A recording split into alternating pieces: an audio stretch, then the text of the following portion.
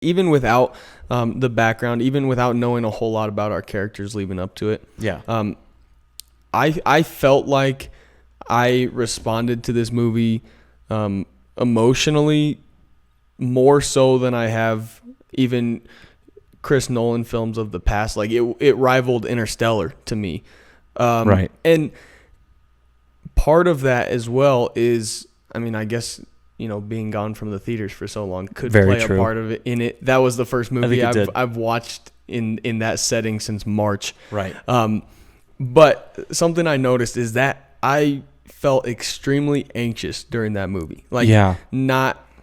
It was never like nervousness, or it was not necessarily how you would typically feel during a thriller. Like I felt uncomfortable at times. Mm-hmm. And I think part of that was the way things were filmed, the way the choreography worked in the different fight scenes and the different movements where there's characters moving forward in time and there's characters moving backwards in time. And it never felt fake, because obviously they did as much through actual film as they could. Right. But it felt so unnatural that there was just something like unnerving. It was about the first scene where you have two characters, like one moving fully forward in time and one fully inverted in time. That was just I was sitting there. I don't know if you saw this, but I just kind of put my head on my hand. I was like, what in the hell am I looking at right now? Well, and this ties back again to the acting, because there were scenes where there was one person moving forward in time in a fist fight with somebody moving backwards in time. And one of them is making reversed movements. The other is making forward movements, as time actually plays out. And as we kind of saw in those sneak peeks that have been released leading up to the film, those are things they actually did. Like a lot of it looks like they would have had to shoot it forward and then play it back in reverse, or use some sort of cables or things like that to get actors in position. It was all real. The way that they designed every one of those scenes was so that the actors moving forward could play hand in hand with the ones that were moving backwards, and they never missed a beat. Right. That was, man. I still am kind of confused on how that's even possible. Like how they were able to do that. Not just do it, but do it so smoothly. And I think it just speaks to the technical. That's a work alarm. It speaks to stop that one. It speaks to like the technical brilliance of not just Chris Nolan, but the people he has working for him and with him. It's something that I don't think even the best filmmakers can achieve, because there's just so much deliberate thought that has to go into something like that. And I think he's one of the few people that actually takes the time in each film he's doing to give it that thought. Right. He wants every aspect of the film to be done by the best in the business, whether that is the cinematography, whether that's the score, whether that's even down to the editing.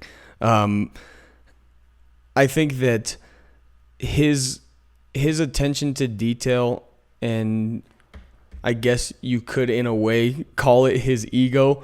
Right. It has to be perfect. Everything has to be perfect. Yeah. But his team is so well established. They've worked together so much. Right. And he pulls in people all the time that he used in his previous films that know his style, right, that know what he's looking for. And on top of that, he dreams big. He sets his goals high, and he finds ways to make it happen. I mean, if nothing else, he's ambitious. Exactly. And I think I truthfully think this was probably his most ambitious film yet. Yeah, I would say so. In some ways more than others, but right. I mean, we're 30 minutes into this talk, and we haven't even talked about the fact that he crashed a plane. He crashed into an actual airport hangar. An entire plane into an actual airport. And it was real. Honestly, we knew it was coming, the buildup happens, the plane starts moving, all that. They get the guy to get the plane, all that stuff. It still was just mind-blowing how just a plane just rolling into an airport with explosions was like, I was white-knuckled the whole time. Not only that, but there were cast members on set. Like, clearly, there were people there. There were clearly people there watching it happen. They weren't, they weren't put there in post. They were there. They were in the camera there while the plane exploded in front of their eyes. And something as simple as that. I mean, obviously, it's not simple. That's the thing. People think, oh, a plane rolling into an airport. Come on. Like, yeah, of course they can do that in a movie. That's a multi-million. That right there cost them millions and millions of dollars. That was a huge chunk of their budget because by itself. They wanted a real plane in a real airport to really explode. And it got it done. And because of that, it is all the better for it. Right. And regardless of context, I think anybody would be, in shock or at least in awe of watching that happen. And right. Even leading up to that point, everybody has seen the clip of that plane crashing in this movie. Right. Everybody knows that that's a stunt that Chris Nolan wanted to pull. Right. And even knowing it was about to happen, it takes it to a whole nother level when you know that it's 100% real, when you know that what you're seeing is actually happening. And I think that argument, like you said, like, oh, of course they can do that in a movie. Right. Or you always hear it's just a movie, it's not real. And of course, in a sense, that's true. That is true. But in this case, and in the case of a lot of the stunts that he does, in a case of a lot of the driving scenes, they shut down an actual highway for days. Weeks. It was weeks. For weeks. It was like 3 weeks. Yeah, so that they can film the chase scene. So they can film, and not only that, but there's hundreds of extras that go into it. They have to make it look real because they're not trying to fool us in any way. They want it to be as believable as possible, and to him, that means actually doing it, regardless of what it is that he's trying to accomplish. Right, regardless of the cost or the challenge or the difficulty. I think it's as satisfying to him to pull off something like that as it is to just put an entire story together. I think to put the story together is one thing for him, but then to go through every idea he has within that story and go, I can do this, I can do this, I can do this, I can also do this. This might be hard, but we're going to do it anyway.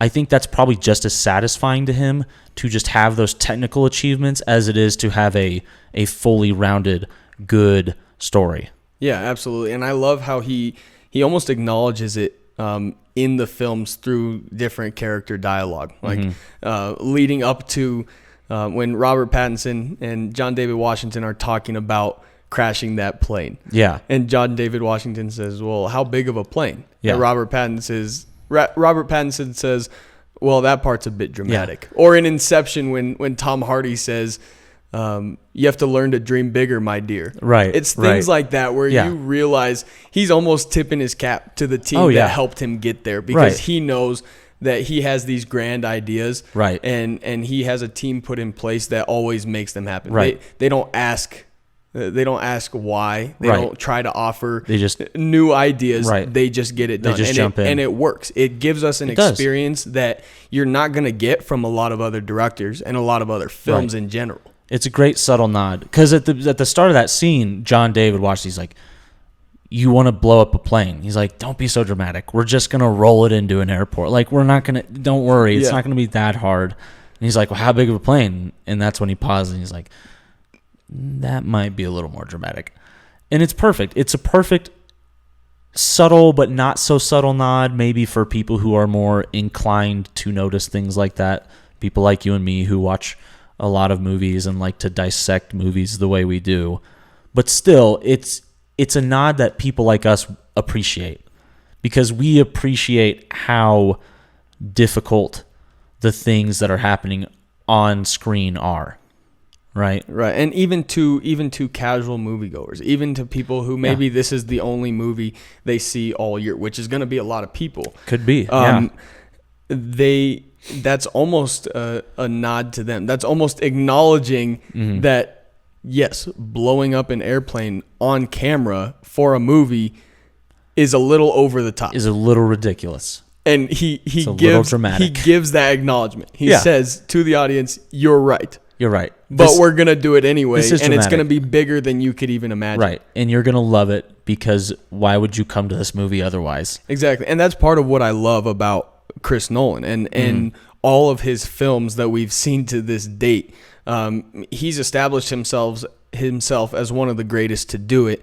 And the reason why is because he follows through with his promises. Right. And you know what you're going to get from a Chris Nolan movie. That's what brings audiences back. Right. Time and time again. Yeah. And not only that, not only within that theater experience, but almost every one of his movies, if not every one, it deserves and requires multiple viewings. Oh, yeah. He brings people back for his new ones and for his old ones. Yeah.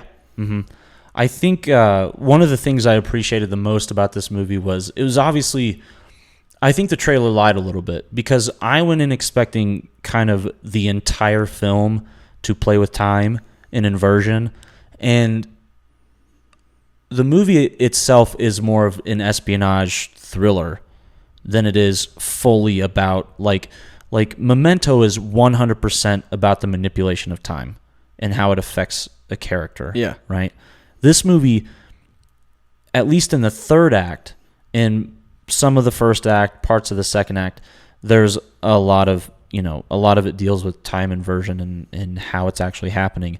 But a lot of the movie is also just kind of a crime thriller spy movie. And yet I still felt like every convention that you kind of experience in those types of movies was being bent or changed or manipulated or what's the word? Subverted? Not subverted. I don't know. But all of the like normal genre conventions you would get with an espionage spy movie felt like they were changed or they were made different in some way, whether it was subtle or not so subtle. And that's something I really appreciated watching the whole movie. I was like, I'm watching a spy movie, but I do feel like I'm watching a completely different version of it that I've never seen before. And with a genre movie like this one, that's hard. It's really hard to feel like you're actually doing that throughout the entire movie. Well, and with an idea like time inversion or time travel or however you want to look at it, right? It's an idea that has been kind of played out in a lot of different ways. Right. His is very unique, and to kind of speak to what you're saying, you're always aware that time is shifting or time is changing around those characters. You're always aware, even in the beginning, before we fully know what's going on. We know that little subtleties from the very first scene where we get the first reversed gunshot. Right. It's an introduction, but it doesn't take the time to try to explain it. So you know it's there. It's not until the very end of the movie, maybe the last 25, 30 minutes, where he's actively flipping back and forth between these different trends through time, the way that he set it up. Right. It's always something that is there. You know it's there. He doesn't shy away from it during the rest of the movie. Yeah. But he doesn't try to force it on you. And he's not right. He's, like you said, he's creating that spy thriller action type movie. And it also has, it plays with time in a way that we haven't seen, but that's not the point of the film. Right. So, okay, we've kind of gushed on the movie a little bit. In terms of negatives, we've talked about the kind of the walk and talk, which is very common in Nolan movies now, but not necessarily, I wouldn't necessarily say it's always bad, but it is just kind of a recurring thing that, it does get a little bit annoying after a while, seeing expository dumps being done the same exact way every time. And in terms of things that didn't like. I don't know. There wasn't a whole lot I didn't like, or I at least didn't appreciate about the film or the choices made. I think at times the established like character relationships are a little confused. Like it seems like everyone kind of already knows everyone, but we don't really know why they know each other. Yeah. They just kind of do. Well, and certain characters that might come in and play a real important role in the movie, whether it's Michael Caine's character, right? Or I don't know her name, but the actress who's explaining to John David Washington at the very beginning, right? Like how the time inversion works. Yeah. You never actually get an introduction to them, right? And I agree with that. One little gripe that I have as well is, and hold on, let me get my train of thought here. I thought at times the foreshadowing was a little bit heavy-handed. Yeah. Whether that be, a character reacting to something that he saw in the past/present/future, whatever it is, or or the way that you could kind of see the character, like in their mind, the whole timeline kind of clicking, and they're getting that understanding of how the inversion is working. And I get that, but sometimes we don't necessarily need to have that movie trope where they see something in the past that then later comes up in the future. And it seemed like he did that a few times throughout the movie where it might not have been necessary, right? Or it might not have been something that he had to spend any time on, right? Whether that's revealing a character later on, or whether that's revealing an object later on. We kind of talked about how Chris Nolan respects the audience and thinks that we're smart enough to keep up with his films, right? But there are a couple times in there where he drops a little hint that we probably could have figured out on our own. Right. I think, some of the foreshadowing is like, it borders on like showing your hand, so to speak. Like some of the scenes, where that does happen, it really verges on giving too much away. Yeah. But I think most of the time it doesn't. And then other times it does, and I think that sometimes it's hard to even talk about this without giving away spoilers. I know, so especially when it comes to like foreshadowing, because we have obviously we've already seen the movie. We can look back and realize now that something was obvious foreshadowing. But I don't want to get too much into it because I don't want to give away details. We're still 2 days from the official release date. But I think other than kind of what we said, like a lot of the negatives are also kind of positives for me. Like I didn't love how there were just kind of already established relationships between characters, but also that kind of plays into the idea of not giving them background, which in some of the cases I do like. I do like the fact that some of these characters don't have too much background. But then at the same time, there are these moments throughout the film where someone steps in or goes into a new situation or is told about someone that they have to go see, and everyone just kind of knows everyone or like seems like they have an established idea of that person, and we're just kind of left in the dark as to why or what would give them reason to know these certain things. Right. And I think that was kind of, after a while, I was like, man, I really wish I knew a little bit more about why these people are so established with each other. Yeah, exactly. I'm actually a big fan of that style of storytelling. We kind of talked about how this movie, it would have played similarly without any dialogue or with very limited dialogue. Right. It doesn't take a lot of words. And I'm a big fan of that kind of storytelling where, of course, I believe that filmmaking is an art form, but I believe it's an art form because of the way that it shows us things. Right. And we don't need to be told. And so I would have been okay with even limited dialogue throughout the movie. Right. Sometimes it wasn't super necessary, or you know how I get bothered by subtitles when they're not needed. And there was a couple times I noticed that during this film with somebody speaking in Russian. And then there's subtitles at the bottom saying what they said, which I don't care. It doesn't. It's not going to change the way the story plays out. Right. We can figure that out, or at least figure out the idea of what was said. And it was just a couple times, but that made me wish it wasn't in there at all. If it was, important dialogue, or if it was sustained other languages throughout the film, then maybe I can see the need for subtitles. But if over the course of this whole movie you're using subtitles twice, I'd prefer you just leave them out of there. Yeah, that makes sense. You and subtitles, man, you hate subtitles. I don't love them either, though. Only when they're necessary, and a lot of times they're not. No, they're that's not. That's a conversation for another day. Dude, I think that's all I got. Yeah, it's hard to. I think we're obviously going to revisit this when the official releases happened, and we can do a full spoiler talk, because I think it'll make what we have talked about a little less confusing. Yeah, and we can also kind of go on a more. We can kind of move from start to finish. We can kind of go from the beginning of the film to the end and talk about it that way, and not feel like we're having to constrain ourselves without giving too much away. Because I think, and we've talked about this a little bit too with movies we talk about, I think spoilers are more often than not okay.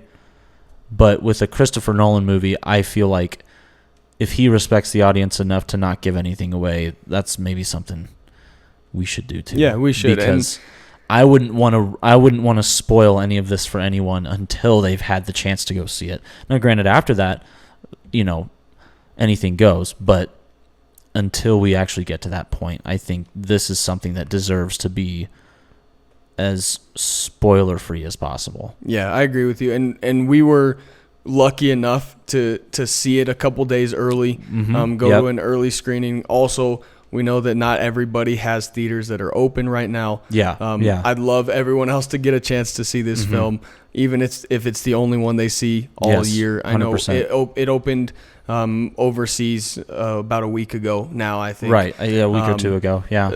But, of course, we want everybody to have that chance, and so... It's a movie that should be seen. Even if it's very confusing to you and it doesn't make a lot of sense, that's okay. There is so much to be had here, and so much that deserves to be seen and that should be seen. Not a perfect film by any means. Easily my favorite movie of the year so far. Yeah, absolutely. I haven't seen many new movies, but of the new movies I've seen, it's easily been the best, not just from a production standpoint, but even the story. The fact that the story does so much that it does, despite its problems, is still one of the most interesting things I've been able to sit down and watch. Yeah, I agree with you. I think the best that we've seen this year. For sure. Even our limited number of films. But and I think in a normal year, if we got all of the releases we were hoping for and expecting, this movie season, I think this would have been one of the best of the year, regardless of all of the delays and things like that. Something with Nolan that I've always noticed is, even with its flaws and things that I didn't like so much, I always look at that movie more highly than movies I might rank or grade higher than it, because I always know I'm going to get something that challenges what I already know about filmmaking in the film, like the conventions of film itself. Yeah, he pushes limits. And, for sure. And that's part of what's to love about him. And listen, for anybody who's a Christopher Nolan fan, for anybody who has seen any of his previous movies really and liked them, they will like this movie. For sure, 100%. Especially if you follow his work closely, you're going to love it. It's going to be very popular, I think. I would agree. Among most audiences. I think it'll probably be really successful, especially as people are itching to get back to the theaters. I really hope it is. And I mean, I think it's already seen some success overseas, so that's a good sign. I know we haven't talked about grading too much, but if we were doing it the way I've always done it, I would give this probably a B+ with thoughts towards an A- probably increasing to that after I see it again, because I think there's a lot I missed and a lot I need to see again. Yeah, that was the exact thing that I was gonna say. Yeah. Just after that first viewing, I'd give it a B+. Obviously, there are things that I wish were different, but Right. as with a lot of past Christopher Nolan films, I think seeing it a second time will only deepen my appreciation for it. And Yeah. who knows, I may wake up tomorrow and think it's an A- after I've had some time to soak it in and, Right. and even think about it more. But I hope I can see it again soon, maybe even in theaters if I get the chance. But I think this was some of his best work, certainly the best that we've seen so far this season. Yeah, for sure. Right, man. All right, I guess That's we're, the end of it. we're wrapping it up. I don't know how do we wrap these up? We didn't talk about that either. I don't know. I guess we could just do like a Standard out. standard, if you liked what you heard. If you like what you hear, hit that subscribe button. Be sure to like the video. Check out our podcast. It'll be up on Apple here hopefully in the next couple of days. It will be the unedited, uncut version of this with all of our mistakes that hopefully will become lesser and lesser as we go on. All right, guys, that's it. All right, we're done.